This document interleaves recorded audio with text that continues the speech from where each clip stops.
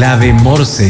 Decodificamos los conceptos económicos para el ciudadano de hoy. Daniel Fajardo analiza la actualidad económica y sus conexiones con la política, el medio ambiente, la tecnología y más. Bienvenidos a Clave Morse. 9 en punto de la mañana de este viernes 16 de enero, por fin es viernes, con temperaturas que empiezan a subir y en los próximos días van a estar sobre los 30 grados y donde también ha subido bastante la temperatura en el Congreso Nacional. Ayer el proyecto de ley de reajuste para el sector público comenzó su segunda etapa legislativa. La Comisión de Hacienda del Senado recibió la presentación del ministro de Hacienda, Nicolás Grau, que le entregó los lineamientos de la iniciativa. Luego, esto de que el miércoles fuera despachada por la Cámara de Diputados, y en discusión está obviamente esta especie de norma de amarre, como se le ha llamado coloquialmente, que es uno de los temas que vamos a estar hablando hoy día en Clave Morse, explicándolo más en profundidad qué significa. Es una de las aristas de esta reforma al proyecto de ley de reajuste al sistema público. Hoy día también vamos a estar nuevamente con Ulises Araya, que justo ahí se está acomodando ya, llegando al estudio de Radio La Clave, para hablar siempre de los temas de inversiones, de mercado, de qué está pasando en la economía. Y además vamos a estar con Fernando Benavides de Innovate para Chile y Colombia, que es un académico chileno y autor del libro Agility Method. Justamente vamos a hablar de inteligencia artificial generativa con él, como siguiendo un poco la línea de lo que estaba hablando recién Giro Girardi, del tema de cómo la inteligencia artificial generativa o los GPT, como decía él, están cambiando la forma en que nos relacionamos con la tecnología, nos relacionamos en la forma de trabajar, cómo construimos también todo lo que son nuestros elementos de contenido financiero, etcétera, etcétera. Les recuerdo nuestras redes sociales. En X y en Instagram nos pueden encontrar como @Radio La Clave. También en LinkedIn, YouTube, donde no solamente está transmitiéndose este programa actualmente vía streaming, sino que pueden también visualizar los videos de cada entrevista del programa programa Clave Morse y de todos los programas Radio Clave cuando ustedes quieran, vía on demand. Spotify también se sube diariamente los programas de Clave Morse y, por supuesto, siempre nos pueden escuchar en la 92.9 frecuencia modulada. Conoce Bendito Residuos, un emprendimiento que nace desde la necesidad de generar un cambio cultural y una transformación integral en el retiro y manejo de nuestros residuos. Son una empresa que genera un motor de cambio, conciencia y responsabilidad social. Conoce más en www.benditoresiduo.cl. En Clave Morse te informamos cómo parten los mercados. Indicadores económicos del día. Ya, vámonos con las cifras del día. Siguen las buenas noticias con respecto al precio del dólar y el cobre, aunque, claro, nos acostumbramos en los últimos 3-4 días a un cobre sobre los $6 la libra. Hoy día está un poquito más abajo, pero igual está en 5,91. O sea, sigue siendo una excelente cifra. Lo que hace es que psicológicamente el 6 entusiasma más, ¿no es cierto? El cobre, entonces, $5,91 la libra. El dólar, 874,01 pesos, lo que quizás está levemente sobre lo que lo vimos ayer, justo hasta ahora. Ayer estaba como en 882, si bien no me equivoco. Va variando durante el día, eso sí. Así que seguimos con esta especie de rally bajo los 900 pesos que ya llevamos prácticamente una semanita de ello. El euro, 1026,68, la UF, 39.744,55, que ya durante estos días ya se ve reflejado lo que fue el último IPC, ¿no es cierto?, entregado. Y los petróleos, el Brent, $64,56 el barril, y el WTI, $59,94 el barril. Las noticias que debes saber. Titulares en Clave Morse. Vámonos con las noticias. Voy a presentar al tiro, mejor a nuestro invitado, porque a lo mejor con él mismo podemos, si quiere, comentar alguna de las noticias que vamos a decir bien. Si no, igual vamos a hablar de lo que ha sido la semana y lo que viene en términos de mercado, de inversiones, de economía. Estamos con Ulises Araya, gerente de renta variable de THX Capital, ya como todos los viernes, ya podríamos decir, ¿no? De aquí en adelante. ¿Cómo está, Ulises? Muy bien, muchas gracias por la invitación. Feliz de estar acá en el programa. Gracias a ti por... además que uno siempre se pone contento cuando llega Ulises porque... Ulises es sinónimo de viernes, ¿ah? Entonces uno ya empieza a programarse el día viernes. Ulises, bueno, si tú quieres comentar alguna de estas noticias, bienvenido, ¿ya? A ver, primero, el litio repunta con fuerza en 2026 pese a la caída de exportaciones chilenas. El precio del litio inició este año con un fuerte repunte superando los $20,000 la tonelada de carbonato, que es una forma de la que se mide, ¿no es cierto? Y alcanzando máximos que no se veían desde fines del 2023. Además, esto justo acompañado con esta, podríamos decir que ya resolución, ¿no es cierto? Cierre, aunque quedan algunas cosas pendientes de esta nueva empresa entre SQM y Codelco que se dio a fines de diciembre, ¿no es cierto? A ver, pero básicamente este repunte de principios de año se debe a una fuerte demanda de las baterías para electromovilidad que se está produciendo a nivel global y además sobre el almacenamiento de energía. Recordemos que, para hacer para los que no saben, digamos, hay energías limpias como la energía fotovoltaica, o energía solar le dicen, pero en realidad se llama fotovoltaica, que mientras hay sol, produce energía y lleva la energía vía transmisión a diferentes lugares, ya sea una planta, una minera o incluso al sistema interconectado que tiene el país, ¿no es cierto? Pero cuando no hay sol, esa energía se pierde, ¿ya? O sea, lo que hacen los acumuladores o almacenamiento de energía, que son grandes baterías, es justamente almacenar esa energía y poder volver a ocuparla en cualquier momento durante la noche. Eso almacenamiento es caro, ¿ya? Por eso que en Chile hay 2 proyectos, como 2 o 3 bien grandes, pero no hay una infraestructura tan grande de almacenamiento. Pero está pasando que se está produciendo a nivel mundial una demanda por estos sistemas de almacenamiento y justamente eso ha ayudado al precio del litio. Aunque expertos proyectan un buen año para el mineral, sin volver a los récords de 2022, el alza contrasta con la caída de 24% en las exportaciones chilenas de carbonato de litio durante 2025. Ulises, ¿algo que comentar de esto? A lo mejor meternos también en las acciones de SQM, que este año el año pasado estuvieron como raras, ¿o no? Eso mismo voy a decir. Acá yo creo que lo importante cuando uno ve estas noticias que son bien típicas, y bueno, acá en el programa la están siguiendo siempre, todos los días, lo importante es empezar a ver qué acciones o qué cosas podría a lo mejor yo invertir que tengan que ver con esto, para ir desarrollando un poco como esa mentalidad de inversor que muchas veces falta en el común de las personas. SQM es una acción que se está viendo beneficiada, ha tenido un repunte espectacular de los 30.000, 27.000 más o menos pesos a mitad del año pasado, hasta ahora 70 y algo mil, ayer estaba en 71.500 por ahí, lo cual es un repunte espectacular, más del 100%. Entonces, a pesar de los precios del litio bajaron el año pasado, digamos. Sí, pero cuando ya empezaron a repuntar, ese web empezó porque justamente los inversionistas están mirando eso, están mirando cuando el litio empieza a ver que ya empieza a repuntar y es, digamos, más estructural, no solamente una subida, digamos, típica de estas volatilidades de mercado. Ahí los inversores empezaron a entrar un poco más fuerte en ese QM. Ahora, todavía yo creo que hay oportunidades, pero claro, ya obviamente gran parte del rally ya se hizo, claro. Pero si el litio sigue, ¿por qué no? Puede seguir. Claro, exactamente. Además con esta empresa en conjunto entre Codelco y SQM, no me acuerdo cómo se llama. Nova Andina. Nova Andina, claro, que debería empezar ya todos los proyectos de infraestructura para empezar a operar, digamos. Recordemos que va a operar esta sociedad, este joint venture, no, más que joint venture, es una sociedad, porque finalmente es una nueva empresa, ¿no es cierto?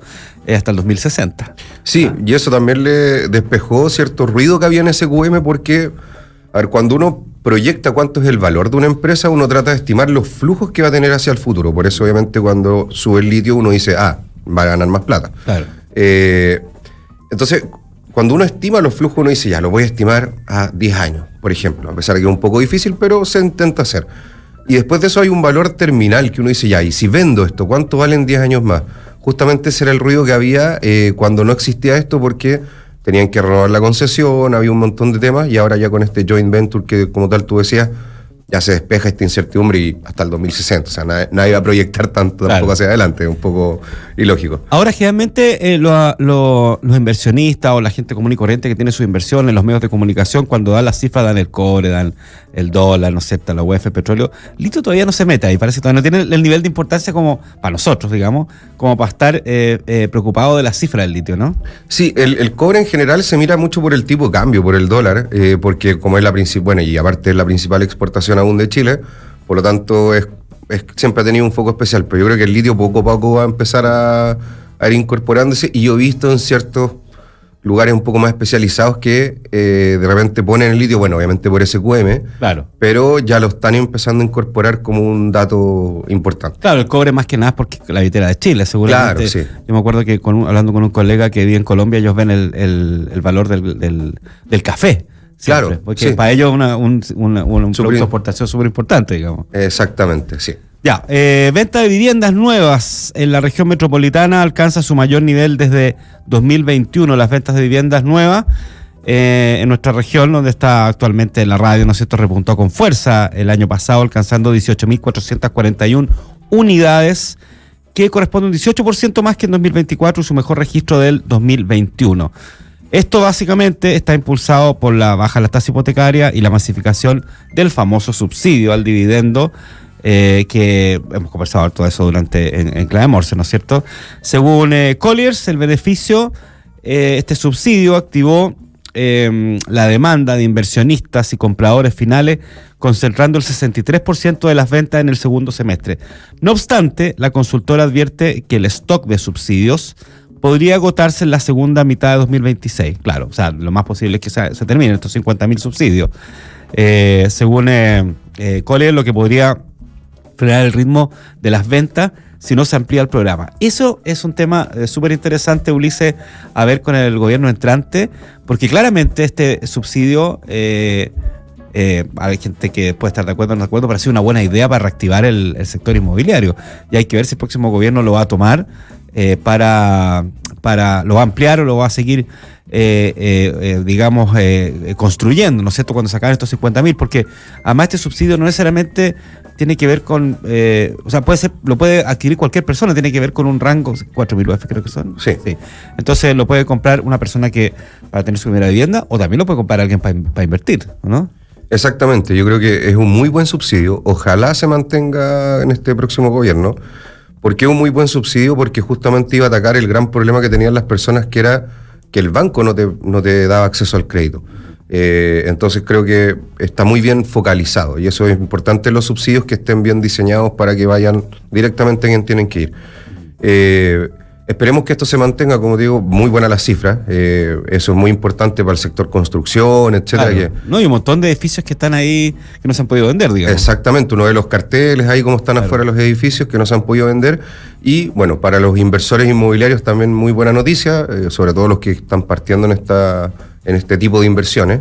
Y también, ojo, en bolsa, siempre hablo lo mismo, con algunas constructoras inmobiliarias que ya han venido subiendo bastante, pero también, ojo, que pueden venir buenas cifras con estas ventas que estaban un poco paralizadas. ¿Qué constructoras inmobiliarias están en el IPSA o la bolsa? En el IPSA no, pero en general no, en el ICPA están, porque son más chiquititas, sí. Ya. Hay varias, está por ejemplo, bueno, de las más grandes, ponte tú, está Salfa Corp, que tiene Inmobiliaria Concagua como filial, por ejemplo está Ingebec, también está Besalco, está Socobesa, Manquehue, Moller, hay varias que están, pero claro, no son las empresas más grandes ni más, a lo mejor, digamos que la gente habla, las más típicas, pero yo creo que, bueno, han habido buenas oportunidades, el año pasado subieron bastante, pero yo creo que hay espacio en algunas, sobre todo por esto más inmobiliario. Acuérdate que después te voy a preguntar algo del ICPA, ¿ya? ¿Sí? Después cuando terminemos las noticias. Ya, Estados Unidos concentró su primera venta de petróleo venezolano por $500 millones,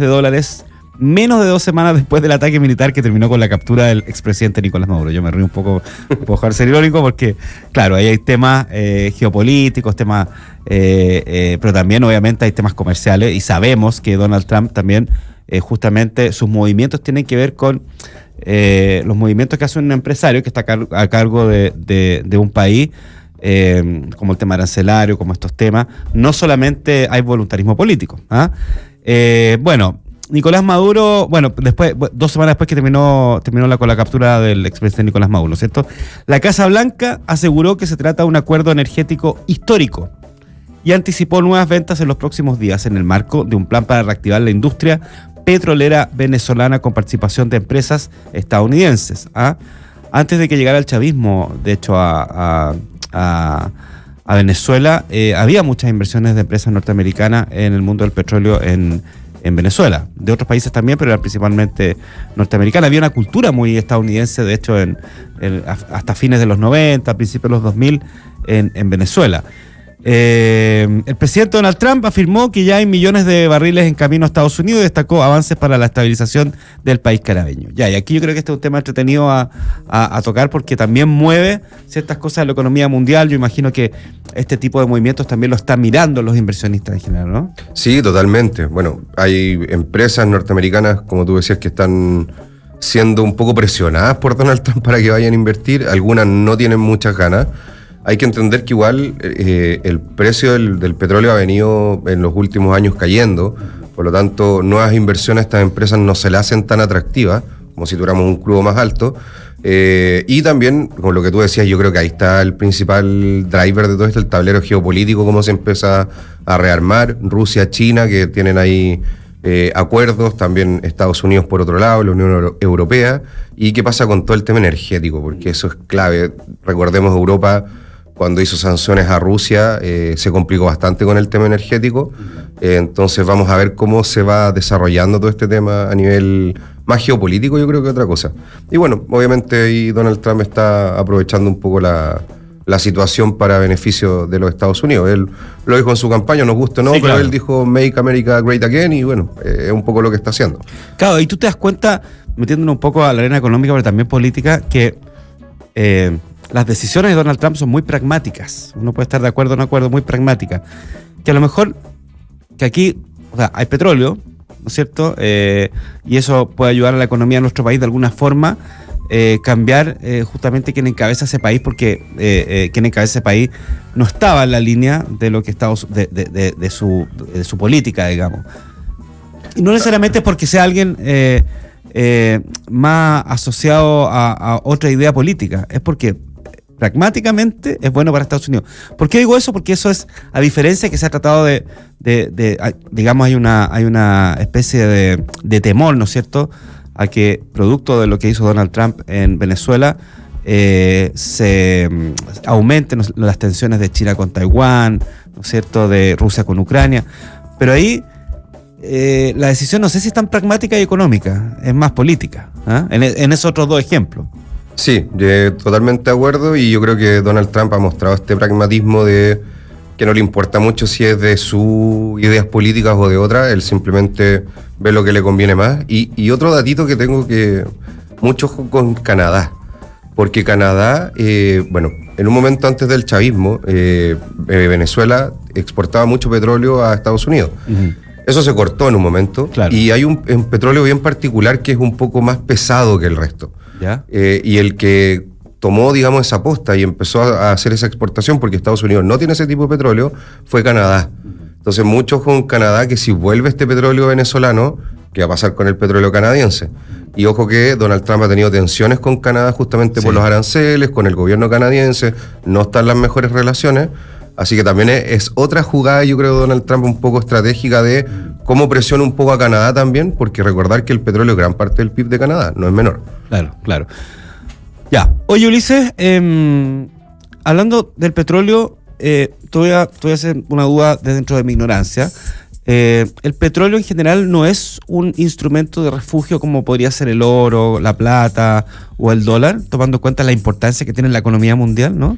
No, generalmente no, porque generalmente los activos refugios en particular han sido objetos o commodity en este caso, que han sido moneda o divisas antiguamente, por ejemplo como el oro o la plata.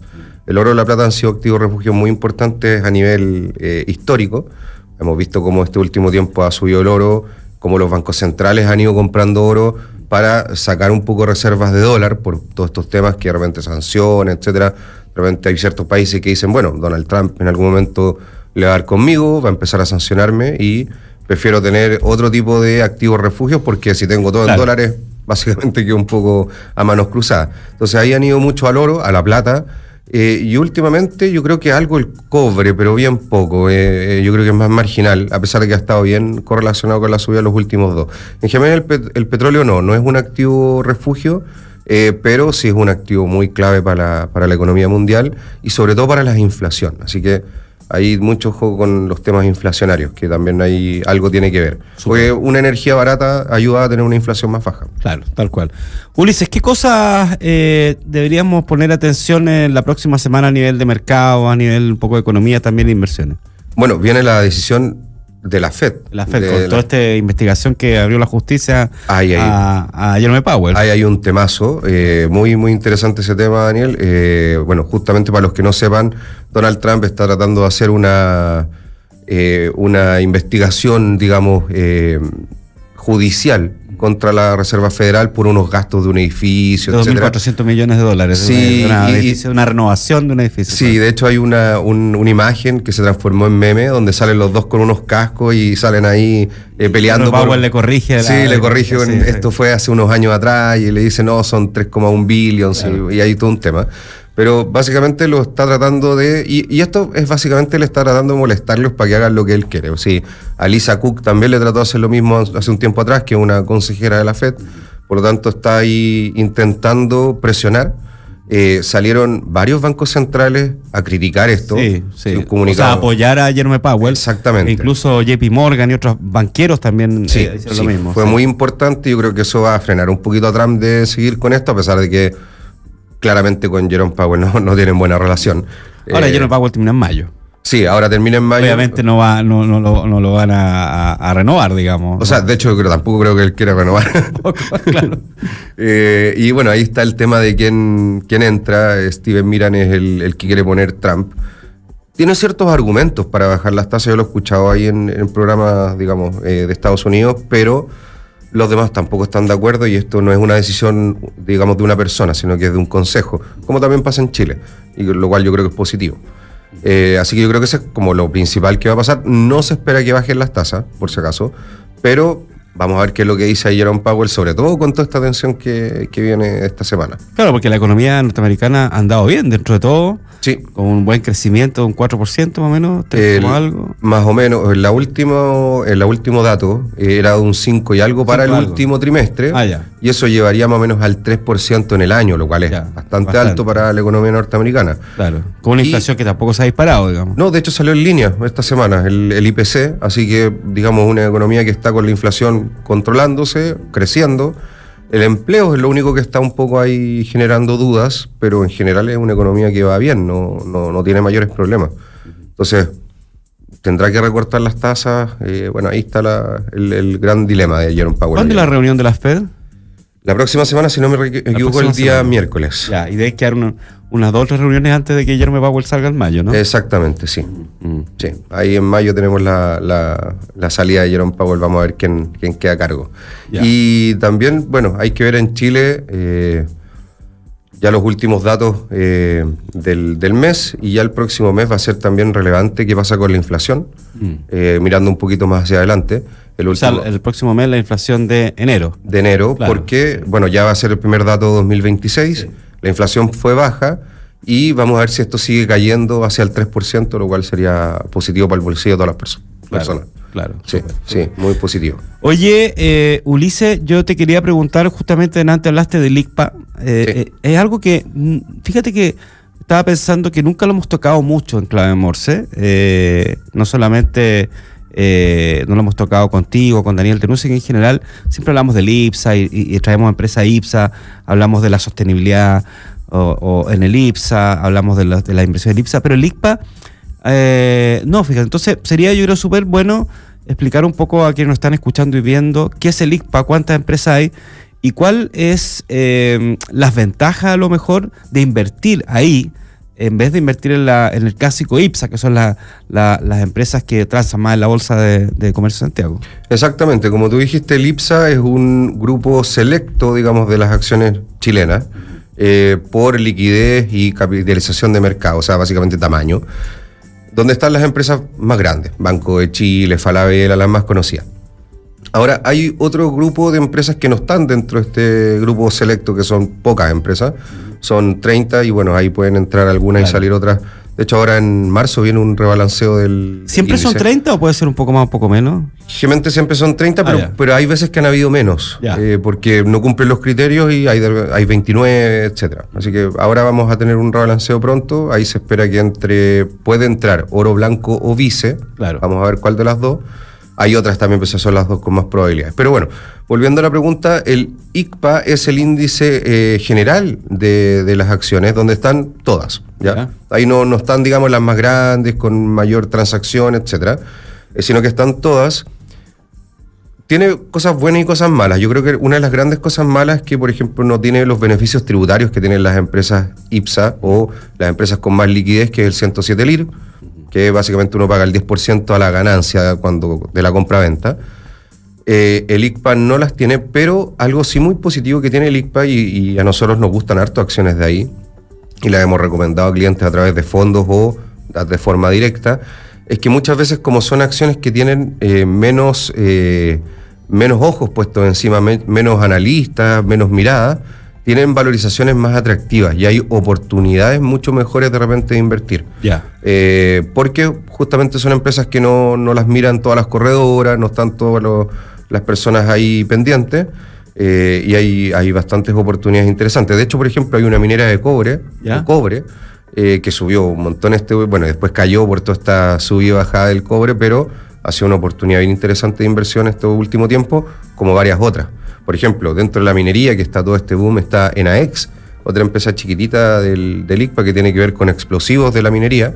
Claro. Pero que también se ha visto muy beneficiada con esta subida del cobre, y así hay varias empresas constructoras también, hay salmoneras también, por ejemplo, dentro de otros sectores productivos de Chile. Así que hay hartas oportunidades ahí en ese grupo. ¿Y cómo invertir ahí? ¿Cómo seguir el comportamiento, estar mirando? ¿Hay información tan disponible como con el IPSA, no? Un poco menos. Si uno va a la página de la Bolsa de Santiago, sí aparece el ICPA, digamos, y el IPSA como índices. ¿Y cómo invertir? Bueno, hay dos grandes formas. De forma directa, que ahí obviamente uno tiene que hacer el estudio propio o buscar una asesoría para que te digan, oye, qué empresas pueden ser atractivas para invertir. O la otra sería a través de un fondo que se llaman generalmente fondos small cap, por acciones chiquititas, small cap, de capitalización, para los que no estén tan, sepan tanto estos términos. Y hay bastantes fondos interesantes ahí que hacen la pega de seleccionar las acciones por uno, y han tenido rentabilidades muy buenas. El año pasado tuvieron rentabilidades bien interesantes algunos fondos de ese tipo. Sí, hay unos, no voy a dar nombres, pero hay algunos que nos gustan harto a nosotros y tuvieron rentabilidades sobre el 50-60% en el año. Mira, sí. Pareció a lo que tuvo el IPSA el año pasado, digamos. Sí, se vieron con el mismo rally, pero justamente como hay empresas que no las sigue tanto, subieron hasta aún más. Hay también, por ejemplo, AFPs, que también son bien interesantes como inversión. Así que hay varias cosas ahí, yo creo, en el ICPA que son buenas. Cosa mala es que no tienen tanta liquidez. En términos súper simples, si uno invierte montos muy altos, de repente puede ser difícil después venderla. No hay tanto mercado, digamos, no hay tanta compraventa de acciones, pero igualmente hay oportunidades. Así que de repente una pequeña parte de las inversiones de las personas, dedicarlo a ese segmento, digamos, es atractivo. ¿Cuántas empresas están en el ICPA? Me pillaste, son más o menos como 80. Y también van entrando y saliendo cada cierto tiempo, igual que el IPSA, ¿no? No, ahí están todas. Es un poco más general, digamos, ahí están todas las acciones. Bueno, si salen es porque se deslistan, básicamente. Claro, súper. Ulises Araya, gerente de renta variable de THX Capital, 1.000.000 de gracias por acompañarnos en Clave Morse y que tengas un excelente fin de semana. Cuídate del calor. Muchas gracias por la invitación y qué bueno que se asocie mi nombre con viernes, así que me voy contento con eso. Espero que tengan buen fin de semana. Un abrazo, que estés bien. Un abrazo igual, Daniel. Y a la vuelta de la tanda comercial, como decíamos hace un momento, vamos a estar hablando de los proyectos de inteligencia artificial generativa y los errores que siempre se cometen, así que vamos a imbuirnos en el tema de lo que es la inteligencia artificial, de lo que es la tecnología, Y también vamos a estar explicando un poco qué es esta famosa norma de amarre que está justamente discutiéndose en el Congreso.